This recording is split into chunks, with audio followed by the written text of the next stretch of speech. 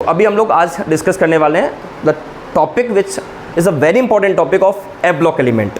F block elements में अगर हम सबसे इंपॉर्टेंट टॉपिक्स में जाएं तो lanthanoid contraction and actinoid contraction are two most important topic in last year examinations. If we are going through the papers in every year, either we are facing lengthenoid contraction directly or we are facing the applications of it. So exam के point of view से अगर हम बात करें तो ये question बहुत important बन जाता है। क्यों बन जाता है? पहली बात तो डायरेक्टली क्वेश्चन आ सकता है। सेकंड ये कि we are having several applications और कॉन्सिक्वेंसेज ऑफ लेंथेनॉइड्स कॉन्ट्रैक्शन। तो पहले तो समझते हैं कि ये है क्या, फिर हम समझते हैं कि ये है क्यों, और फिर समझेंगे कि इसका क्या इम्पैक्ट पड़ता है, इसकी वजह से क्या कुछ होता है। तो सबसे पहले बात करते हैं लेंथेनॉइड कॉन्ट्रैक्शन है क्या। तो सिंपली अगर आपको समझाएं तो लेंथेनॉइड्स में होने वाला एटॉमिक साइज डिक्रीजमेंट। देखिए हमारे पास एक कंडीशन है, एक तो होता है एटॉमिक साइज। एटॉमिक साइज आपको पता है कि अगर आप एटॉमिक साइज का पता कर लेते हैं, if you are well enough to get atomic size, then you are very much able to get several other properties. अगर आप एटॉमिक साइज पता कर लेते हैं तो आप मेटलिक नेचर पता कर लेंगे, आप एसिडिक बेसिक स्ट्रेंथ पता कर लेंगे। If you are able to get atomic size, आप आयोनाइजेशन एनर्जी का पता कर लेंगे, आप कोवलेंट आयोनिक नेचर पता कर लेंगे।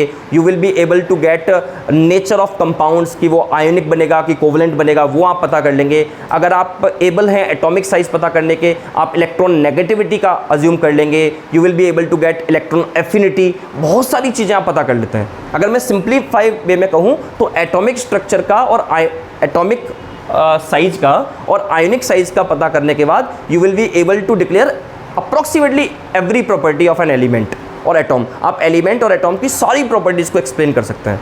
तो यहाँ पर डिस्कशन चलेगा atomic size and ionic size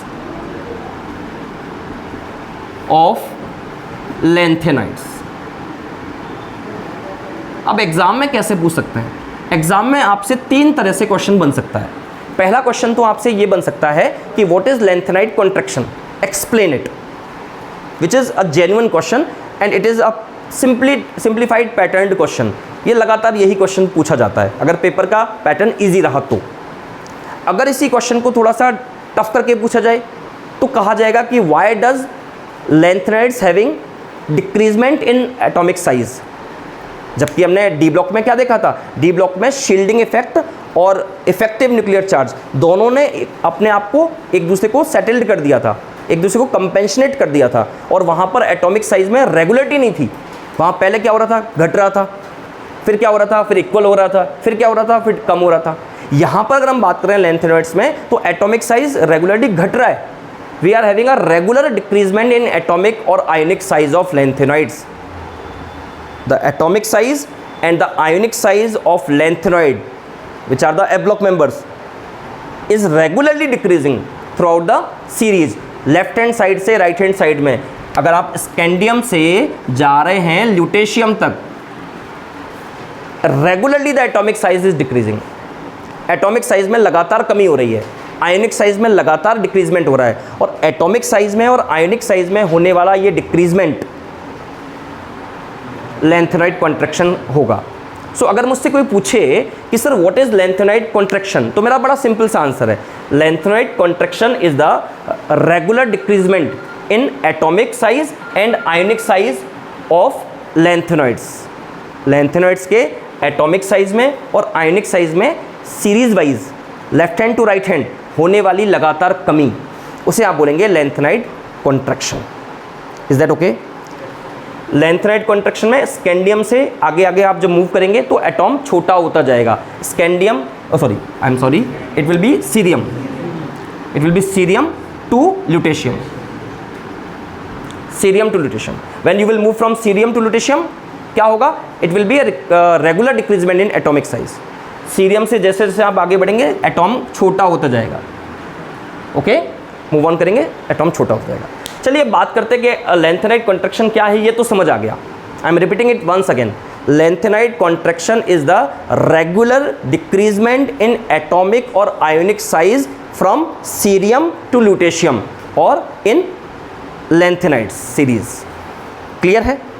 okay, exam में पूछा जाएगा कि व्हाई डज इट हैपन, होता क्यों है। ये तो समझ में आ गया कि लेंथेनॉइड कॉन्ट्रैक्शन क्या है। क्या है? ये है एटॉमिक साइज में और आयनिक साइज में डिक्रीजमेंट, कमी। अब सवाल ये बनता है कि ये डिक्रीजमेंट जो हुआ है ये क्यों हुआ है, ऐसा क्यों?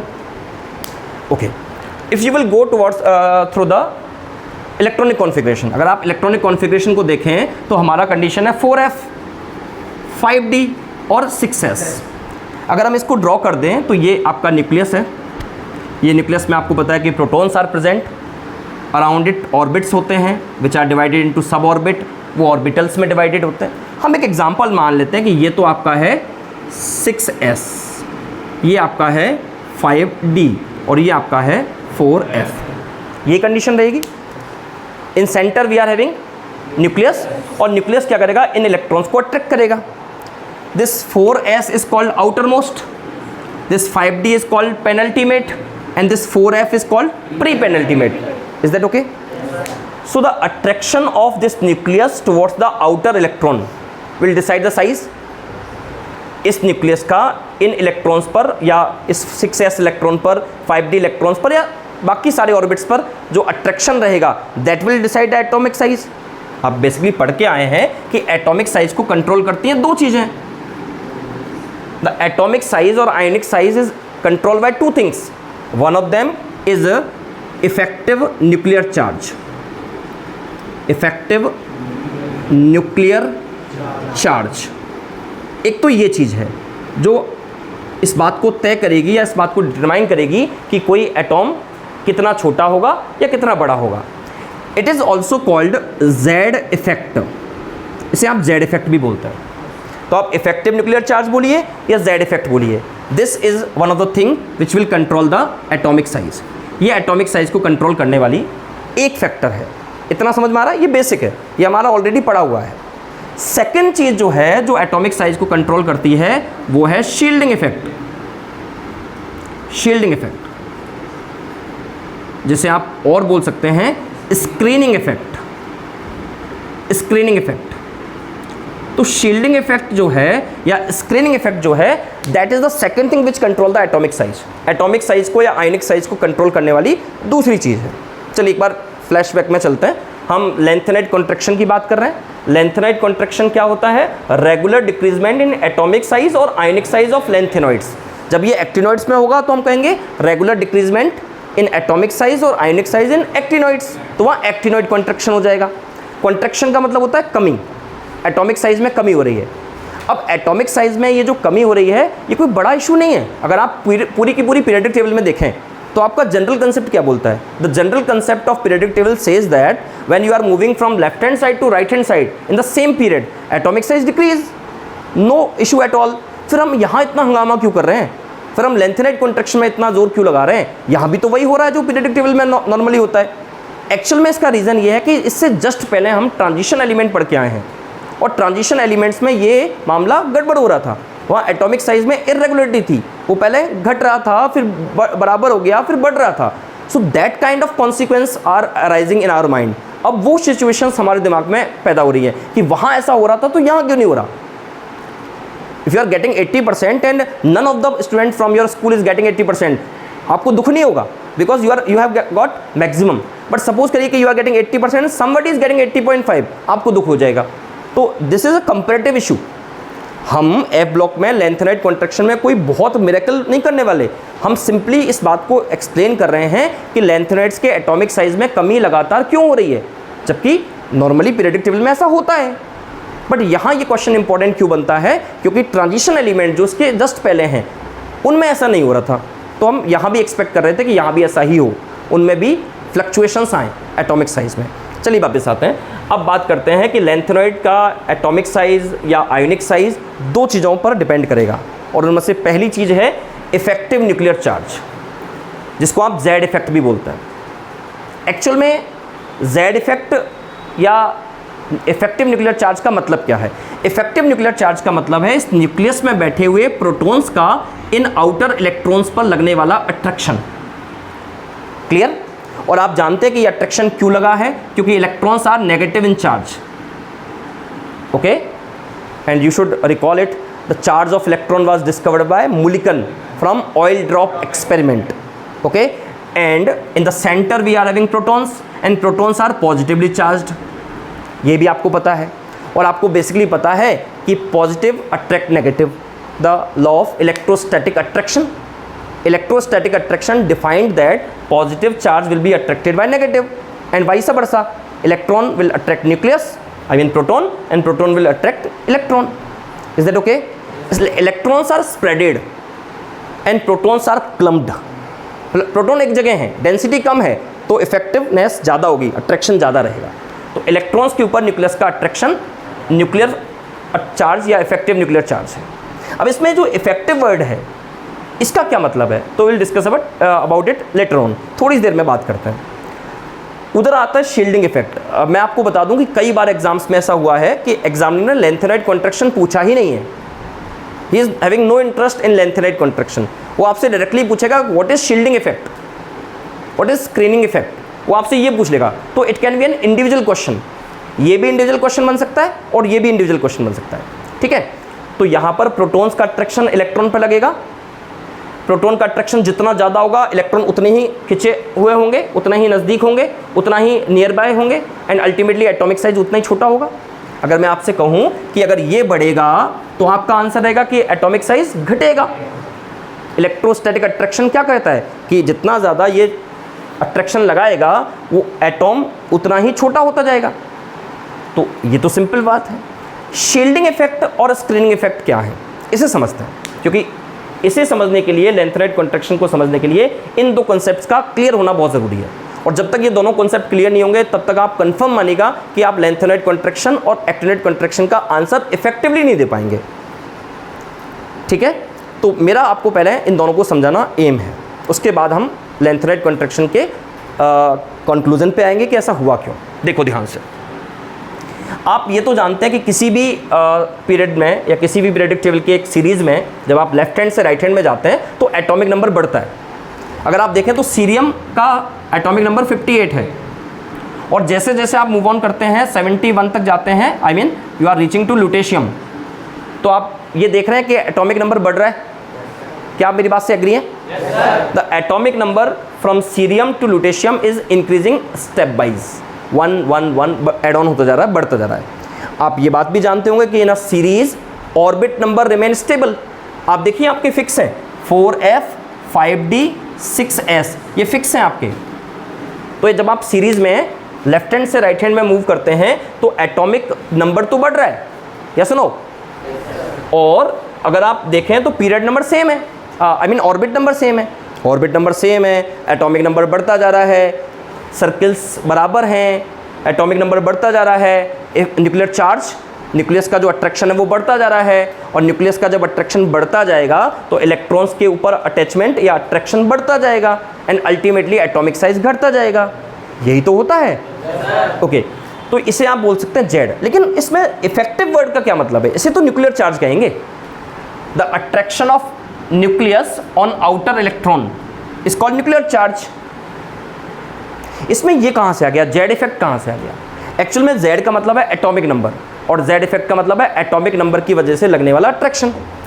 चलो, इस वर्ड को समझने के लिए हमें इसे समझना पड़ेगा पहले, screening effect, shielding effect. Actual में शील्डिंग इफेक्ट और स्क्रीनिंग इफेक्ट जब आप एस ब्लॉक के बारे में बात करेंगे तो ज़्यादा डिटेल में नहीं पढ़ेंगे। ये जब आपने ट्रांजिशन एलिमेंट्स पढ़ा तब आपने ये वर्ड समझा था, स्क्रीनिंग इफेक्ट और शील्डिंग इफेक्ट। चलिए इसको डिटेल में समझते हैं। एक्चुअल में क्या है कि this nucleus is having attraction. इस न्यूक्लियस का अट्रैक्शन किस पे लगता है? हर एक ऑर्बिट पे लगता है। आप ये समझिए कि अगर हम लेंथेनाइड्स की बात कर रहे हैं और we are talking about the F block elements, then the electrons are filled in 4f। जब आप लेंथेनॉइड्स में, मतलब आप सीरियम से आगे बढ़ेंगे तो आप इलेक्ट्रॉन्स को कहाँ बढ़ते जा रहे हैं? 4f में। कहाँ बढ़ते जाएंगे? 4f में, which is basically pre penultimate, जो आउटर मोस्ट नहीं है, प्री पेनल्टीमेट है, ओके। सपोज करिए कि आप इलेक्ट्रॉन्स को बाहर के सर्किल में भरने की बजाय अंदर के सर्किल में भरते जा रहे हैं। आप 4f में इलेक्ट्रॉन्स भर रहे हैं compare to 5d and 6s। तो क्या होगा? इलेक्ट्रॉन्स यहाँ बढ़ते जाएंगे और जैसे जैसे इलेक्ट्रॉन्स यहाँ पर बढ़ते जाएंगे इस न्यूक्लियस का आउटर इलेक्ट्रॉन्स पर अट्रैक्शन रेगुलरली कम होता जाएगा। आप समझ रहे हैं मेरी बात, मैं क्या कहना चाह रहा हूँ? The attraction of this nucleus on outer electron will decrease because of inner electrons. अंदर के इलेक्ट्रॉन्स की वजह से बाहर के इलेक्ट्रॉन्स पर लगने वाला अट्रैक्शन घट रहा है। It is called shielding. What I mean to say, 4f electron are covering 5d and 6s। 5d और 6s के ऊपर अट्रैक्शन 4f ने घटा दिया है अंदर के इलेक्ट्रॉन्स की बढ़ने की वजह से। Because of the increasement in inner electrons the attraction of nucleus is decreasing on outer electrons and this is somehow called, या this is ultimately known as shielding effect और स्क्रीनिंग इफेक्ट। अब ये effect जितना ज़्यादा होगा उतना ही atom के अंदर न्यूक्लियस का अट्रैक्शन आउटर इलेक्ट्रॉन्स पर घटता जाएगा। मतलब this is something which want to increase size and this is something which want to decrease size. Clear? और जब आपका Z एटॉमिक नंबर का वैल्यू, और इसको बोलते हैं शील्डिंग इफेक्ट को basically we indicate that by sigma, this is called sigma. तो Z हो गया आपका effect of nucleus which want to decrease atomic size, और सिग्मा हो गया shielding effect which want to increase atomic size. तो ultimately atom के size को इफेक्ट करेगा Z इफेक्ट, तो उसे बोलते हैं when you are subtracting sigma from Z। ये बढ़ाने की कोशिश, ये घटाने की कोशिश कर रहा है, it want to decrease atomic size. ये घटाने की कोशिश कर रहा है, ये बढ़ाने की कोशिश कर रहा है। तो अल्टीमेटली घटेगा कि बढ़ेगा वो ये तय करेगा, और इसे वैल्यू करते हैं Z माइनस सिग्मा से। तो atomic number effect, I mean nuclear charge minus shielding effect, तो that will decide the determination of atomic size. चलिए क्वेश्चन पे वापस आते हैं। क्वेश्चन था लेंथेनॉइड कॉन्ट्रैक्शन क्या है, और मैंने आपको बताया था कि if you want to get the lanthanoid contraction you ultimately need to get these two terms. आपको ये दो शब्द आने चाहिए। तो Z इफेक्ट क्या करता है? एटॉमिक साइज को छोटा करता है। ये कब बढ़ता है? जब एटॉमिक नंबर बढ़ता है। लेफ्ट से राइट आप जा रहे हैं तो एटॉमिक साइज घटेगा, एज यूजुअल ये होना चाहिए। शील्डिंग इफेक्ट क्या है? It is an effect of inner electrons by which attraction on outer electron decrease. ये अंदर वाले इलेक्ट्रॉन्स की वजह से क्रिएट होता है जो बाहर के इलेक्ट्रॉन को अट्रैक्ट नहीं होने देता, तो इसे शील्डिंग इफेक्ट बोलेंगे या स्क्रीनिंग इफेक्ट बोलेंगे। एंड दिस शील्डिंग और स्क्रीनिंग इफेक्ट का टेंडेंसी होता है एटॉमिक साइज को बढ़ा देना। आप समझ पा रहे हैं मेरी बात? It is one of the most important concept of inorganic chemistry. तो ये कर रहा है एटॉमिक साइज को छोटा, और ये कर रहा है एटॉमिक साइज, ये तो कर रहा है एटॉमिक साइज को बड़ा, और ये कर रहा है एटॉमिक साइज को छोटा। अब हम बात करते हैं लेंथेनॉइड्स में। देखिए लेंथेनॉइड्स में आप जब सीरियम से ल्यूटेशियम तक मूव ऑन कर रहे हैं तो आप क्या नोटिस करते हैं? एटॉमिक साइज बढ़ रहा है, नंबर बढ़ रहा है। तो आपके हिसाब से इसकी वैल्यू बढ़नी चाहिए, न्यूक्लियर चार्ज बढ़ेगा तो इसके हिसाब से एटॉम का साइज घटना चाहिए। एंड यू आर करेक्ट, आप सही हैं, ऐसा ही होता है। अगर हम शील्डिंग इफेक्ट पे आए तो, या स्क्रीनिंग इफेक्ट पे आए, सर आप बता रहे थे कि when we are moving from cerium to so on, आगे राइट हैंड साइड में आप मूव कर रहे हैं तो इलेक्ट्रॉन्स 4f में आ रहे हैं, तो सर शील्डिंग भी तो बढ़ रही है। 4f के इलेक्ट्रॉन्स की वजह से शील्डिंग या स्क्रीनिंग भी तो बढ़ रही है। तो ये जो शील्डिंग या स्क्रीनिंग है, क्या ये Z या न्यूक्लियर चार्ज को या इफेक्टिव न्यूक्लियर चार्ज को घटाएगी नहीं, या इसको कंपेंसेट नहीं करेगी, क्या उसे ख़त्म नहीं करेगी, क्या एटॉमिक साइज को बढ़ाने की कोशिश नहीं करेगी, क्या एटॉमिक साइज को बराबर नहीं कर देगी जैसा ट्रांजिशन एलिमेंट में किया? तो मेरा आंसर है नो। सर क्या लेंथेनॉइड्स में शील्डिंग इफेक्ट नहीं होता? मेरा आंसर है होता है। तो क्या ये न्यूक्लियर चार्ज को या न्यूक्लियस के अट्रैक्शन को ज़्यादा इफेक्ट नहीं करती है? तो मेरा आंसर है यस, ज़्यादा नहीं कर पाती है। क्यों? क्योंकि यहाँ पर जो शील्डिंग इफेक्ट लगती है लेंथेनॉइड्स में, याद रखिएगा ये की पॉइंट है, this is the key point of whole topic. The shielding effect और screening effect in lanthanoid is very poor. तो अगर मुझसे ऑब्जेक्टिव में पूछ लिया जाए, एमसीक्यू में पूछ लिया जाए कि what is the reason of regular decreasement in atomic size of lanthanoid, और एग्जाम्स में ये पूछा जाए कि what is the basic reason of decreasement in atomic size in lanthanoid और लेंथेनॉइड कॉन्ट्रैक्शन, लेंथेनॉइड कॉन्ट्रैक्शन का बेसिक रीजन क्या है, सिंगल रीजन क्या है, ओनली रीजन क्या है, एकमात्र रीजन क्या है? तो मेरा आंसर रहेगा poor shielding of 4f electrons. Clear? तो हम चलते हैं थोड़ा सा वापस। सवाल था लेंथेनॉइड कॉन्ट्रैक्शन क्या है, जवाब था it is a regular decreasement in atomic size और ionic size of lanthanoid from cerium to lutetium. This was the first one, this is lanthanide contraction. Question number 2, why does it happen, ये क्यों होता है? So the lanthanide contraction is because of poor shielding और screening effect of 4f orbital. Clear? If it is an expanded question, अगर ये 3 number या 2 number में आ जाए तो आपसे कहेगा कि व्हाट इज लेंथेनाइड कॉन्ट्रैक्शन, तो आपको वहाँ डेफिनेशन भी देनी है, वहाँ आपको ये रीजंस भी देने हैं। आप क्या रीजन देंगे? Lanthanide contraction. अच्छा, क्वेश्चन ये भी आ सकता है, why does lanthanide contraction happen, क्यों होता है लेंथेनाइड कॉन्ट्रैक्शन? अब आंसर्स फ्रेम करना समझिए। देखिए एनसीईआरटी में या सीबीएसई एग्जाम या किसी भी बोर्ड एग्जाम में, क्योंकि वहाँ आप ओरली एक्सप्लेन नहीं करने वाले, वहाँ आप किसी को जाकर सुनाने वाले नहीं हैं, आपके पोस्चर जेस्चर वहाँ दिखाई नहीं जाएंगे। कई बार ऐसा होता है कि you want to say something and you are having no words, तो somebody who is in a conversation with you वो शब्द बोल देता है और आपकी बात पूरी हो जाती है। अरे वो कल मैं वहाँ गया था ना, हाँ हाँ जयपुर, हाँ। तो this is something which happens. यहाँ सिंगल डायमेंशनल चलेगा मामला, यहाँ आप लिखेंगे केवल, वो केवल उसे पढ़ेगा। तो आपको करना ही है कि आंसर फ्रेम करना सीखना है। तो मान लीजिए मेरे सामने आ जाता है कि व्हाट इज लेंथेनाइड कॉन्ट्रैक्शन, तो मैं कैसे एक्सप्लेन करूंगा? मैं कहूँगा कि why does lanthanide contraction happen, क्यों होता है? तो मेरा आंसर रहेगा कि lanthanide contraction happens because poor shielding और screening effect of 4f orbital, and along with that I will also write from cerium to lutetium in lanthanoid series the atomic number increases, so effective nuclear charge also increase, and because of this effective nuclear charge atom become shrinked, atom होता है छोटा, हो जाता है कम atomic size वाला, तो atomic size घट रहा है। तो अगर मैं इसको 3 लाइन में बताऊं तो पुअर शील्डिंग है, न्यूक्लियर चार्ज इफेक्टिव है, और लेफ्ट टू राइट में एटॉम का साइज घटता जाएगा, और वो है आपका लेंथेनाइड कॉन्ट्रैक्शन। तो मेरे हिसाब से आपको लेंथेनाइड कॉन्ट्रैक्शन क्या है, क्यों है, ये 2 सवालों के जवाब आपको मिल गए होंगे। Is that okay? कोई डाउट अगर आपको इसमें लग रहा है तो आप बताइए। अब यहाँ पर एक सिचुएशन ये है कि इस लेंथेनाइड कॉन्ट्रैक्शन को हम इतनी वैल्यू क्यों दे रहे हैं? आखिर हम इस लेंथेनाइड कॉन्ट्रैक्शन को इतनी वैल्यू क्यों दे रहे हैं, जबकि ये तो पूरी पीरियोडिक टेबल में इसी तरह से होता है। पूरी पीरियोडिक टेबल में लेफ्ट हैंड से राइट हैंड में साइज घटता है, लेंथेनाइड कॉन्ट्रैक्शन में भी ऐसा ही होता है। तो फिर हम इसको इतनी वैल्यू क्यों दे रहे हैं? इसको इतनी वैल्यू देने का एक रीज़न तो मैंने आपको बता दिया कि इससे जस्ट पहले ट्रांजिशन एलिमेंट्स में ये गड़बड़ था, वहाँ एटॉमिक साइज को फ्लक्चुएटिंग कर रखा था, घटा रहा था, बढ़ा रहा था, बराबर कर रहा था और बढ़ा रहा था, यही हो रहा था। कॉपर का एटॉमिक साइज जिंक से होना चाहिए था। कॉपर का एटॉमिक साइज अगर आप रेगुलेशन में जाएं तो कॉपर का एटॉमिक साइज जो होता है वो नॉर्मली जिंक से कम होना चाहिए था। भाई कॉपर का एटॉमिक साइज जिंक से होना चाहिए था, आई मीन ज़्यादा, और कंडीशन उल्टा हो जाती है, जिंक का एटॉमिक साइज ज़्यादा हो जाता है क्योंकि वहाँ शील्डिंग इफेक्ट ज़्यादा इफेक्टिव है बजाय जेड इफेक्ट से। ये समझ में आ गया आपको? चलिए, तो अब सवाल बनता है कि क्या यही एक रीज़न था जिसकी वजह से इसको इतनी वैल्यू मिली है? Was that the single reason कि लेंथेनाइड कॉन्ट्रैक्शन को इतनी वैल्यू दी गई है? जी नहीं, इसके अलावा एक बात और है। अब मेरा एक बहुत कॉमन क्वेश्चन है, if we are appearing AIIMS examination और we are appearing I mean top rank for of NEET और IIT में, तो एक क्वेश्चन बड़ा जोरदार बन सकता है।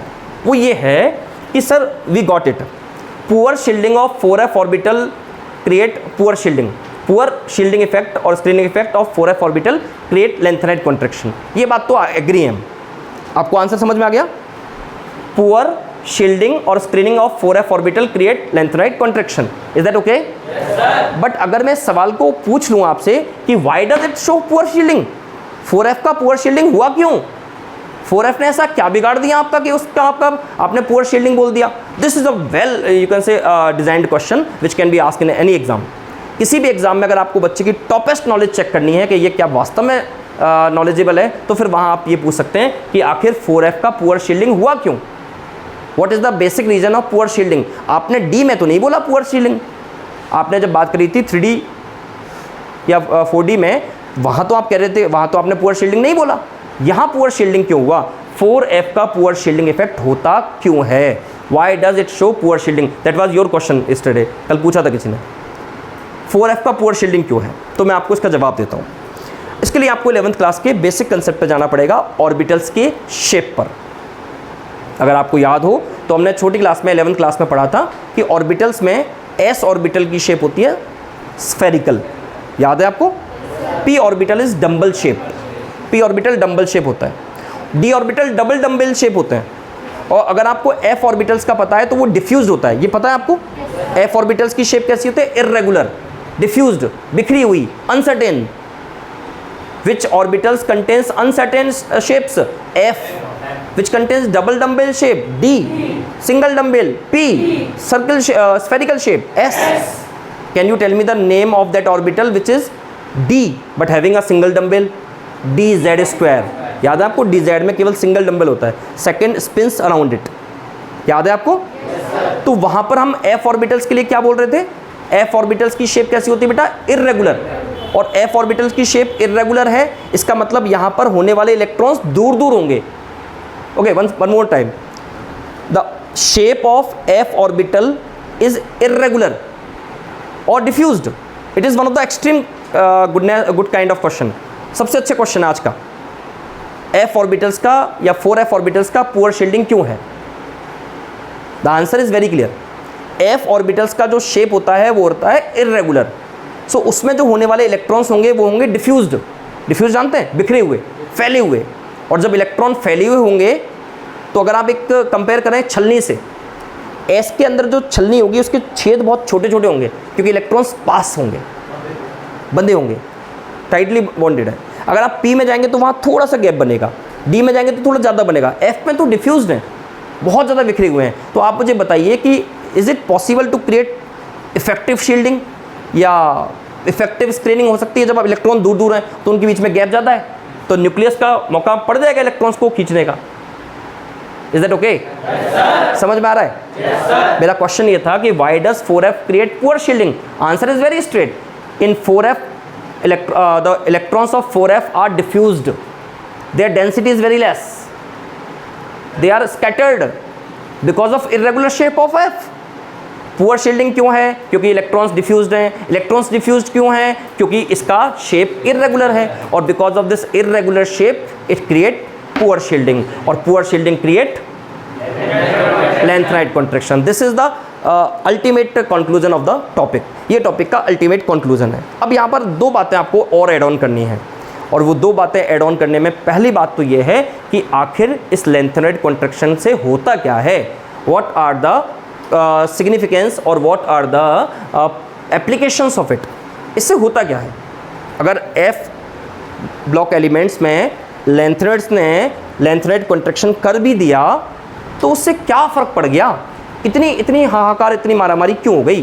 तो उसका आंसर ये है कि लेंथेनाइड कॉन्ट्रैक्शन की वजह से चार बड़े डिफरेंट कंडीशंस क्रिएट होती हैं, चार बड़े इफ़ेक्ट क्रिएट होते हैं।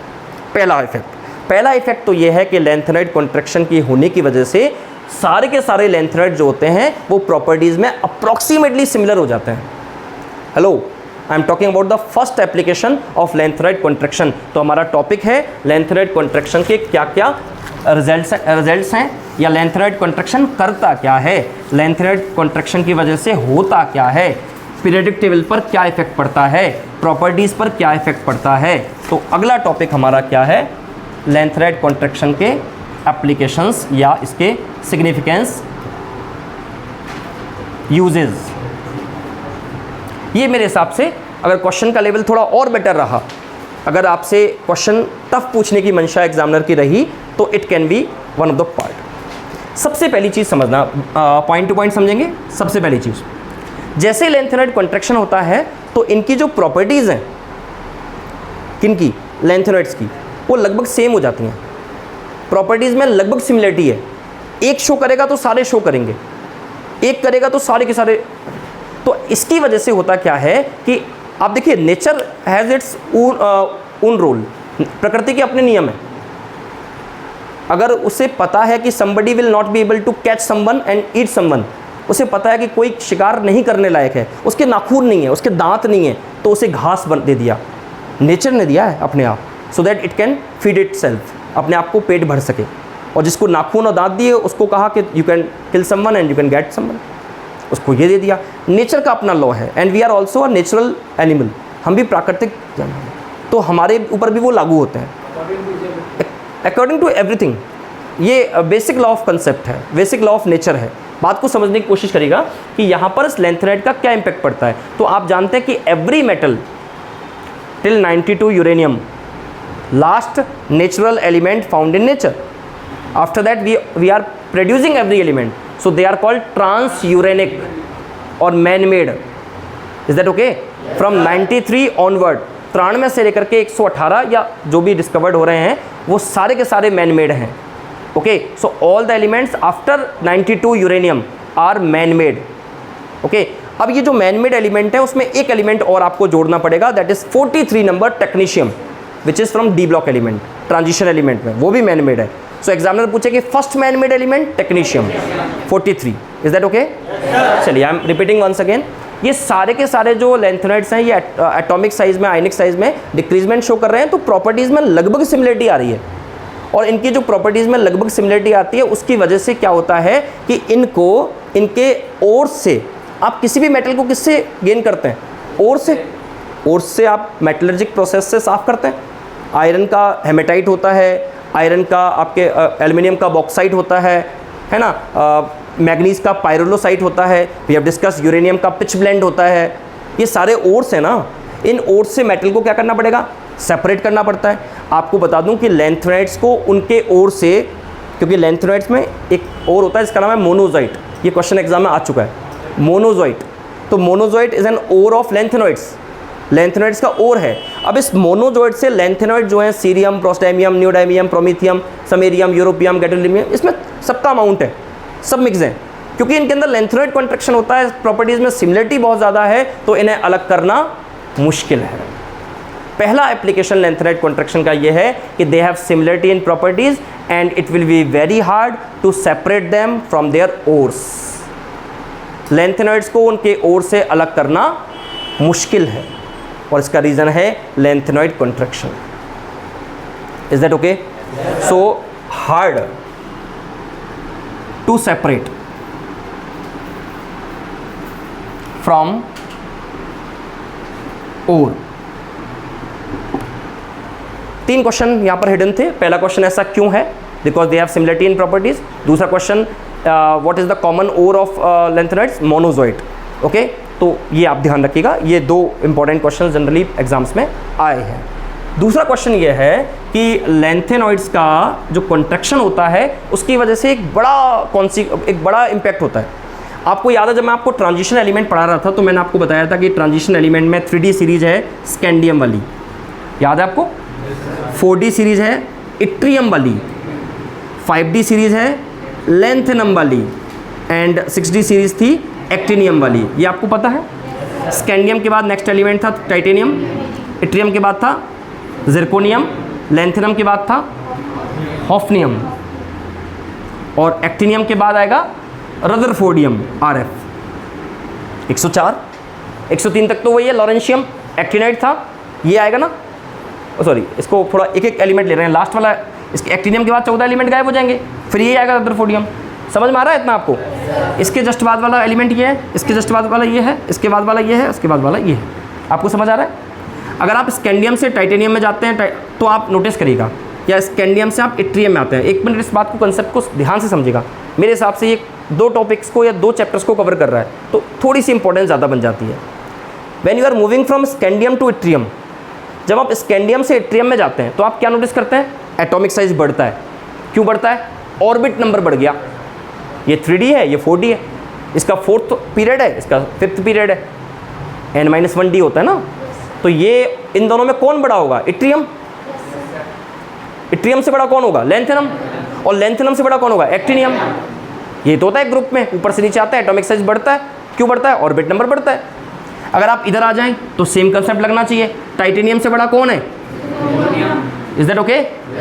और जिरकोनियम से बड़ा कौन होना चाहिए? नहीं होता। जिरकोनियम और हॉफनियम सिमिलर साइज हैं,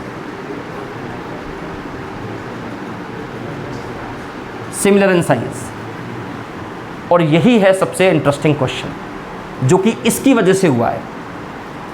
कई बार हम किसी को ब्लेम करते हैं ना, मेरे नंबर कम तेरी वजह से आए हैं, या I am unable to study because you are doing nonsense things.